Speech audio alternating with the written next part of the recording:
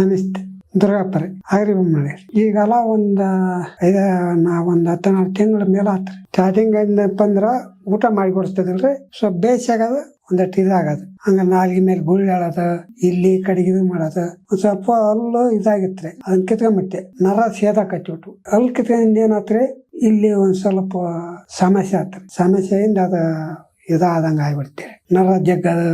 ಹಂಗ ಇಲ್ಲಿ ದಪ್ಪ ಹಾಕ್ಯಂತ ಇದಾಗ್ಬಿಡ್ತೀರಿ.